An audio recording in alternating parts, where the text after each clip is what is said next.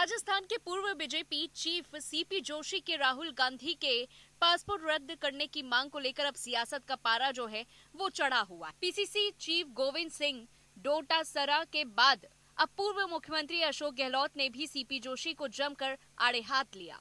उन्होंने सीपी जोशी की ओर से राहुल गांधी के पासपोर्ट रद्द करने की मांग को लेकर लोकसभा अध्यक्ष के लिखे पत्र को लेकर जमकर सियासी हमला किया। उन्होंने कहा कि जोशी का यह पत्र न सिर्फ हास्यास्पद है बल्कि शरारतपूर्ण भी है। उन्होंने कहा कि बीजेपी राहुल गांधी को बदनाम करने का असफल प्रयास कर रही है।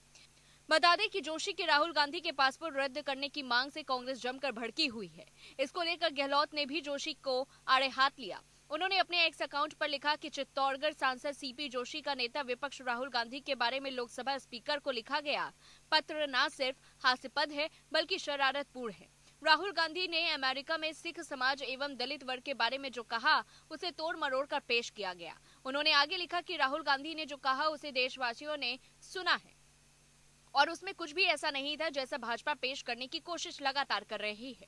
भाजपा केवल राहुल गांधी को बदनाम करने का असफल प्रयास कर रही है।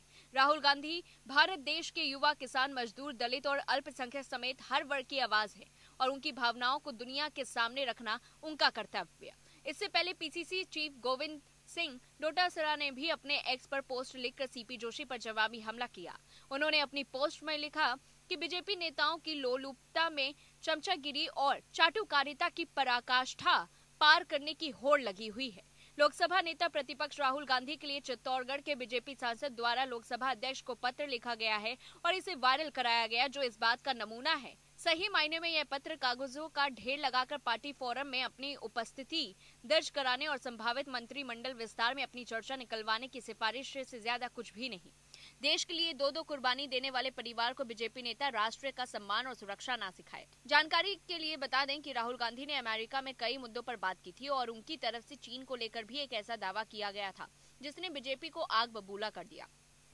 उन्होंने वॉशिंगटन में मीडिया से बातचीत करते हुए अमेरिका में कहा था कि इस समय चीनी सैनिकों ने दिल्ली जितनी जमीन पर लद्दाख में कब्जा कर रखा है, मैं इसे एक बड़ी आपदा के रूप में देखता हूँ। मीडिया इस बारे में लिखना ज्यादा पसंद नहीं करती, लेकिन सोचिए अमेरिका कैसे रिएक्ट करेगा अगर उसे पता चले कि उसके पड़ोसी ने उसकी 4000 स्क्वायर किलोमीटर जमीन पर कब्जा कर लिया। क्या कोई राष्ट्रीय पति यह कहकर बच सकता है कि उसने स्थिति को बेहतर तरीके से संभाला था? मैं बिल्कुल नहीं मानता कि पीएम मोदी ने चीन मुद्दे को लेकर ठीक तरह से हैंडल किया। मुझे कोई कारण समझ नहीं आता कि आखिर क्यों चीनी सैनिक हमारी जमीन पर बैठे हुए हैं। इस पूरी रिपोर्ट को लेकर के आपकी क्या कुछ राय है, हमें कमेंट बॉक्स में बताएं। तब तक के लिए देखते रहिए लाइव।